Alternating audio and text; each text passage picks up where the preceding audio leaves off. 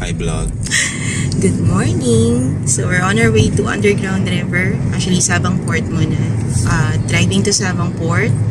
Tapos dun tayo sasakay ng bangka papuntang Underground River. So, DIY itong tour namin for the Underground River. And umalis kami dun sa accommodation ng around 6 AM. Kasi ang goal namin is to mas mauna tayo, no? Mas mauna dun sa mga tour na dadagsa dun sa Underground River. Kasi ang alam ko, nagsusundo yung kanilang mga travel agency ng around 7 AM. And it's one and a half hour drive from the city proper. So, darating kami dun mga around 7:30. And kahapon kumuha na kami ng permit dun sa Mendoza Park. It's a requirement to get a permit first for the Underground River. Merong option na dito, kung dito ka na sa city proper, merong option na dun ka kumuha sa Mendoza Park. Walang katao-tao, as in walang pila. Napakabilis, less than 5 minutes na kukuha kami ng permit. And ipopost ko na lang ulit yung video na kinuhanan namin kahapon para sa pricing ng entrance kasi iba-iba yung pricing niya. Nagulat din ako na yung mga kasama kong mga teenagers, itong si Ate Zaira at si Kuya Sai, 100 pesos lang yung entrance nila. And for kids, itong si Zia na 7 years old, 75 pesos. And for adult regular entrance fee is 500 pesos. Before, yung na-research ko, tumatanggap sila ng payment dun mismo sa office, tourism office dun sa Mendoza Park. Pero ngayon daw, lahat ng payment dun na gagawin mismo sa Sabang Port. Meron namang iba na nag-opt to get permit dun na mismo sa port pagdating nila. Kaya lang kasi medyo ano yun, parang risky or tedious kasi medyo minsan mahaba yung pila. Unlike kung meron ka ng permit pagdating doon, yung bangka na lang yung babayaran mo. And makakasakay na agad after ng payment ng bangka. Nagtaas yung boat rate nila late last year, nung tinanong ko kahapon doon sa tourism office na nung October lang daw. From 1,100 for 6 passengers, ngayon 2,100 na siya. So yung boat is good for 5 to 6 passengers. So goods na kami sa isang bangka kasi 5 kami. Hindi na namin sinama si mama kasi mahirapan siyang sumampa doon sa boat. So naiwan na lang siya doon sa accommodation. Currently 6:45 AM. So mga 1 hour drive pa siguro to bago kayo makarating doon sa Sabang Port.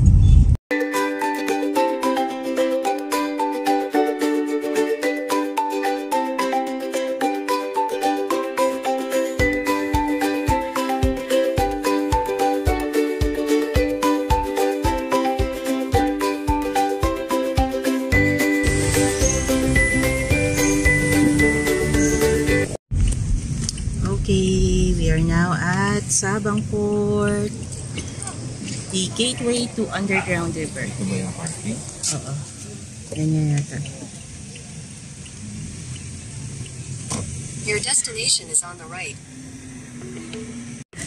Okay, so we're now here at Sabang Port. And this is the gateway to Underground River. So, punta muna tayo sa may tourism office para magbayad nung entrance. And make sure na dala nyo yung permit from Mendoza Park and also all valid IDs ng mga passengers or yung mga magtutour.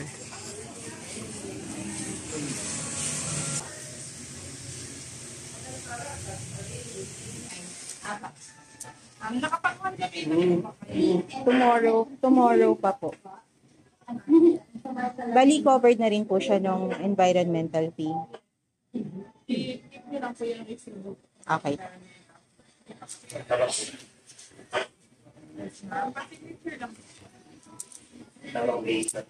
Bali, yung aside po dito, may audio device pa po na babayaran at yung environmental fee. Okay po. Yung bangka po, sa kabila sa staging area. Okay. Dito na rin po babayaran yung bangka. Hindi pa. Yan po sabi po. Next po. At ma'am, pa-remind po ko, especially sa mga bata, ito po yung mga park rules po.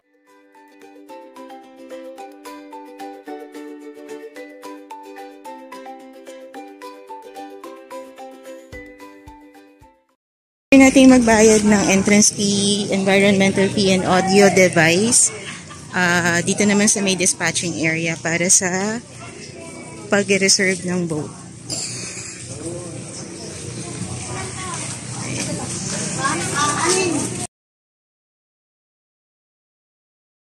Okay, so we're done with manifest.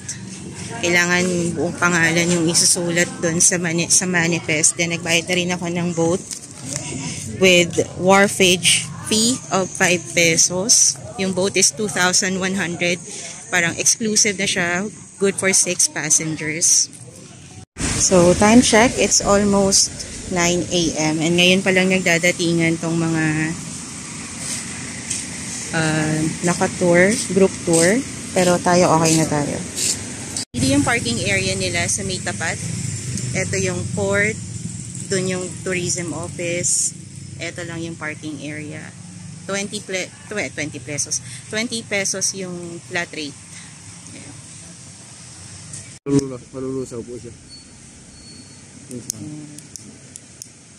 Fresh water po. Yeah, po. Fresh water per 100 per pair. Per ma'am. Mga black pearl, white pearl, orange pearl. Sige sir, bigyan mo ako ng 3. Yung white. White pearl. Ito po, tsaka black. 3 po ma'am. Opo. Bili tayo para kay Sia, kay Syra, tsaka para sa Ayaw akin. mga set ma'am. Okay, so we're now heading to the dispatch area para sa boat. Bayad na tayo lahat. Entrance fee, environmental fee, audio device fee, wharfage fee, and boat. Okay. Kuha na tayo ng bangka. Dito kanina yung manifest area, tapos dito yung cashier para sa boat. Yung ka magbabayad ng boat. Ma'am, keep nyo na ito, ma'am. Okay po. Kasi kung Magunda Bay kayo, pakita nyo lang yan para hindi na kayo magbayad ng iba. Ng environmental fee. Okay po. Hindi. Kasuyo, pa-assist na lang. Okay na po ma'am, diretso na po. So, boarding na kami ng boat. Grabe, napakabilis. Kasi naunahan natin yung mga magtutour.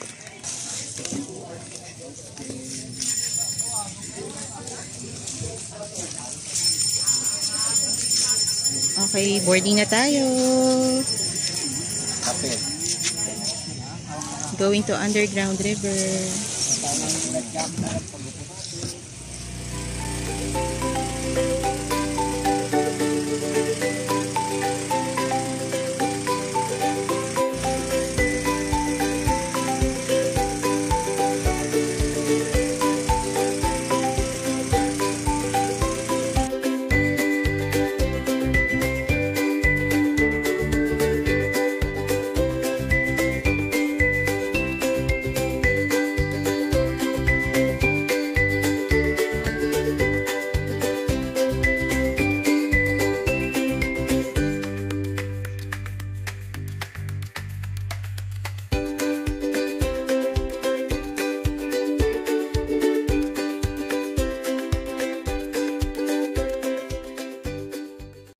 Okay, kukuha na ng hard hat.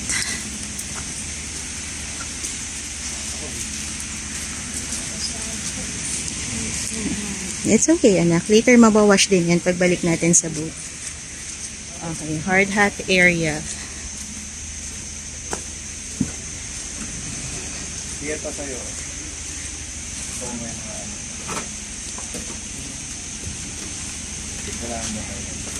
After picking up your hard hat here, dito na.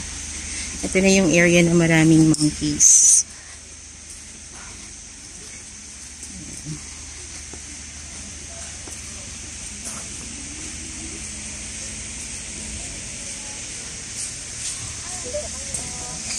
Good morning.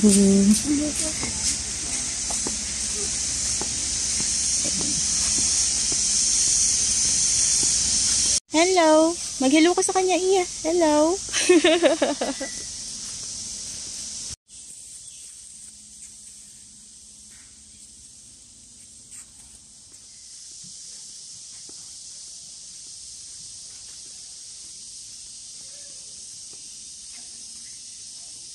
Hindi pa po siya allowed na mag-suot ng audio device, pero pwede po siya makinig.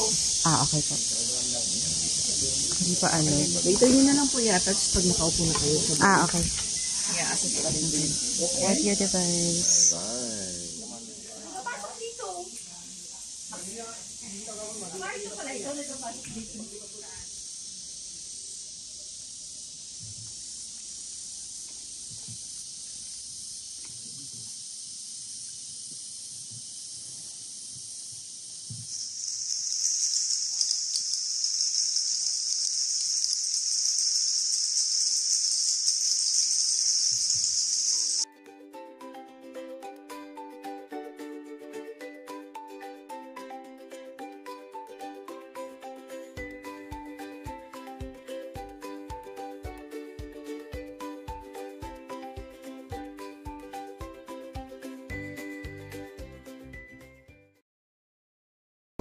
mga pictures. Ito yung first picture niyo mga palabas kayo ng cave, number 23. Bali, dalawang photos yung pinili ko and it's 220. Dati nga, di ba, nagainom kami ni Timong kayo naman. Isang hito lang. Okay, so we are done with our underground river tour. Pero sumagway kami dito sa may area kung saan pwede mag-zipline. Kasi kung si Zaira gusto niya mag-zipline. So optional lang po ito. If ever gusto niya mag-zipline, you have to tell your boatman na dadaan tayo ng zipline or dadaan kayo ng zipline. Okay, turns out na lahat pala kami ay mag-zipline.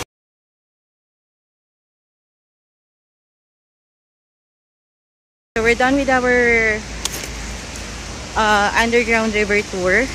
Tapos, merong optional na zipline. You have to tell your boatman kung gusto niyo mag-zipline. Kasi, nasa ibang island ito. So, sasadyain talaga din ng bangka from point kung saan nag-start yung underground river tour.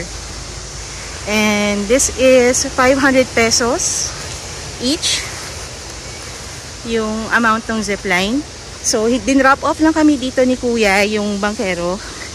And, aantayin niya na kami dun sa may last point nung zipline. It's a 1 kilometer zipline. Grabe, napakahaba. So, lahat kami magsi-zipline today. Nakapagod, may akyatan pala. My God. Okay. Hindi naman tayo na-inform na may hiking palang magaganap. Literal na step by the step tayo. Step by the step para sa success sa zipline. Kuya, ilang minutes pa? 5 minutes na lang daw.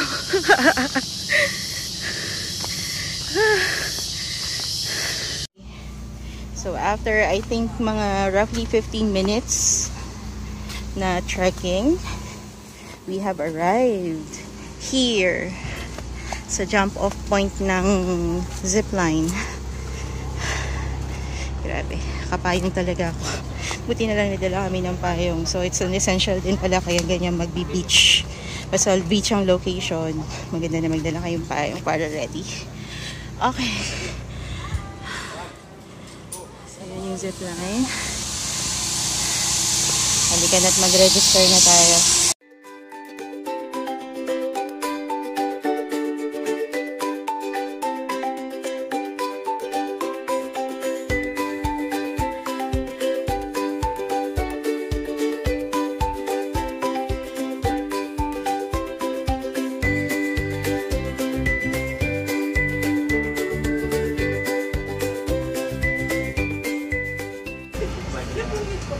Magkano po yung zipline, sir? 600 po ang isa. Dito? Kahit pag bata po, same siya.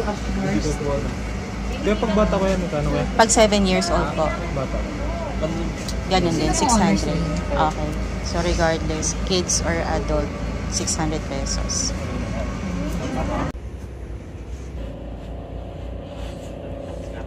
$800 na pala. Akala ko 1 kilometer. Almost 1 kilometer lang pala. Punta din sa kabila na.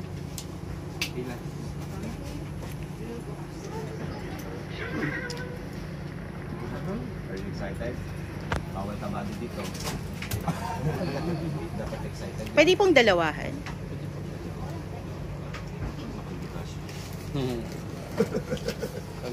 Pag di ka siya po, wala po. Di, wala na, eliminated ka.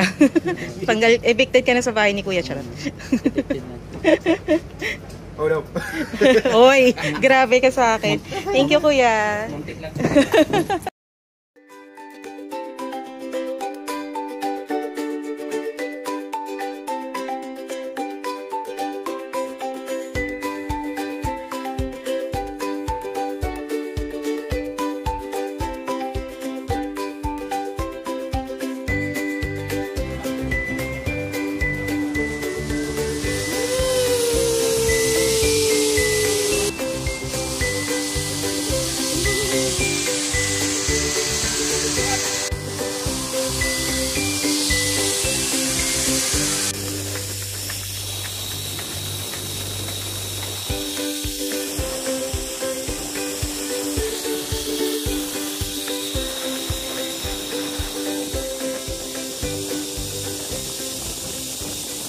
so we're done with our Underground River and Sabang Zipline adventure.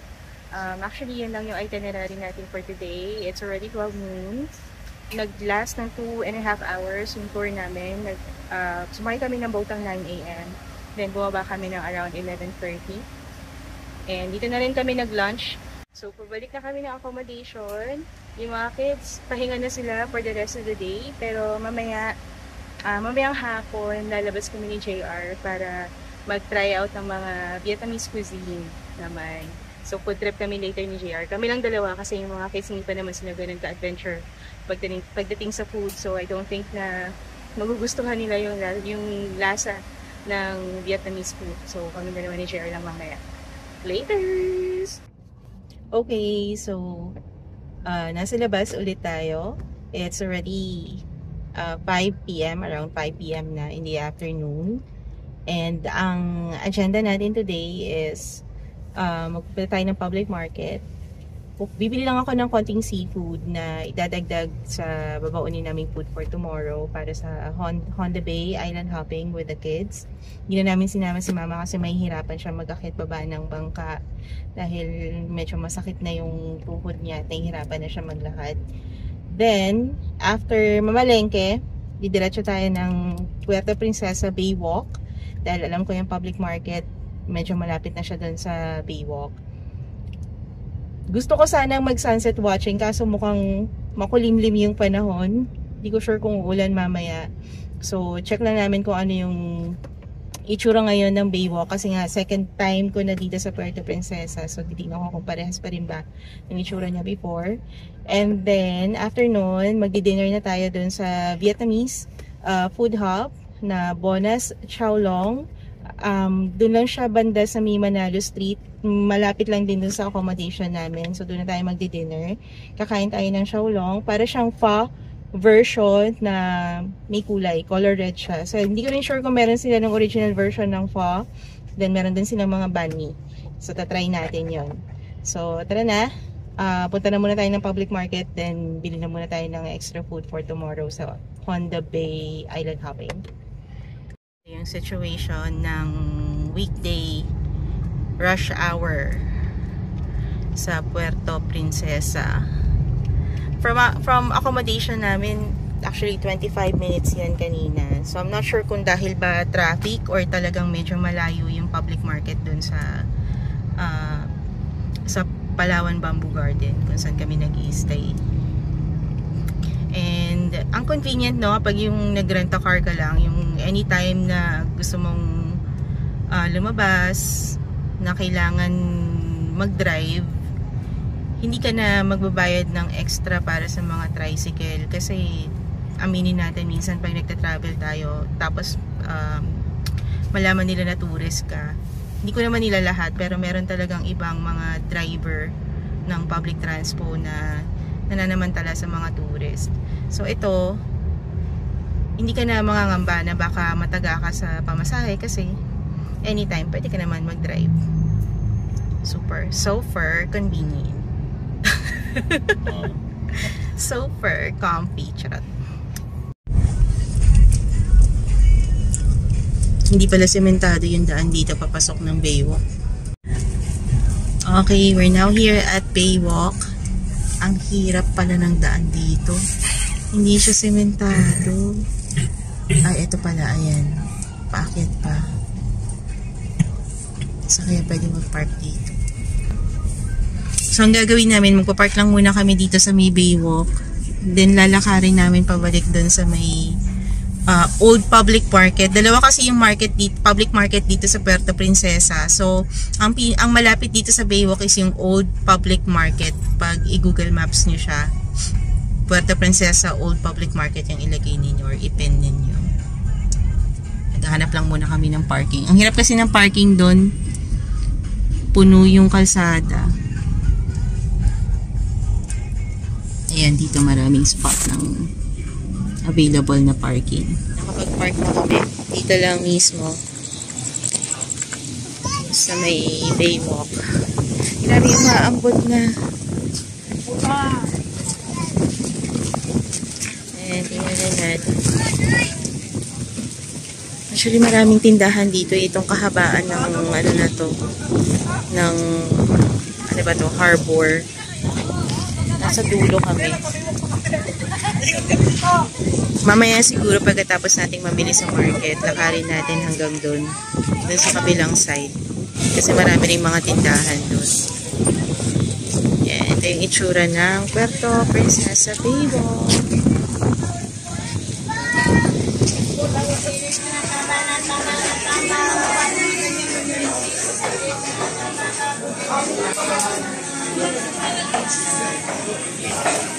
Yan, nakabili na tayo ng hipon.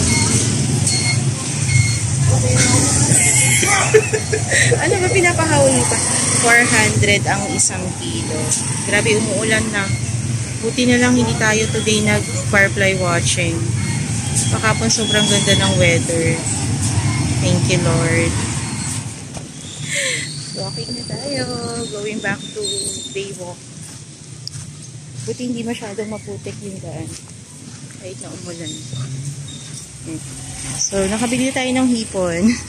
Tatambay na lang muna tayo saglit dyan sa may Baywalk. Then, mag-proceed na tayo sa Chonas or Bonas, Xiaolong.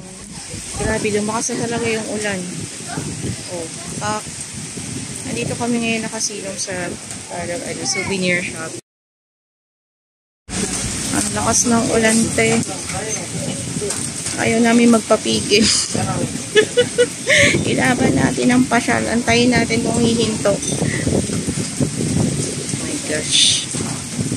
Buti na lang talaga hindi tayo today nag-firefly watching. Thank God. Kahapon sobrang ganda ng weather.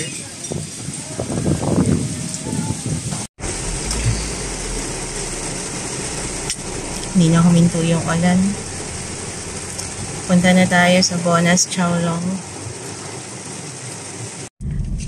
Okay, so konting background. Tong Palawan actually, I'm not sure kung Puerto Princesa lang ba, naging refuge ng mga Vietnamese back in 1970s. So, feeling ko may connection dun sa genocide na nangyari sa Vietnam ng late 60s and early 70s. Kaya naging kanlungan nila tong Palawan nung mga panahon na yon ng mga 1970s. Kaya madaming mga restaurants dito, kahit mga maliliit na kainan na may touch of Vietnamese cuisine yung kanilang ino-offer na food. Okay, so eto na, malapit na tayo kay Aling Bonas, Xiaolong House.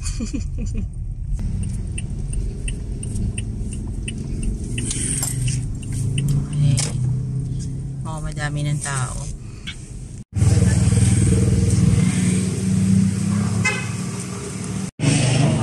Okay, so nag-order na kami ng Xiaolong, yung beef stew with noodles, yung order namin. And made to order siya actually. Kung nag-order ka sa kanan nila, gagawin yung Xiaolong tsaka yung French bread. Okay, ito na yung order namin. Beef stew noodles. And cheesy beef French bread. Parang banh mi nila rin. Ano yan dali? Toge? Toge yan, no? Okay, let's eat.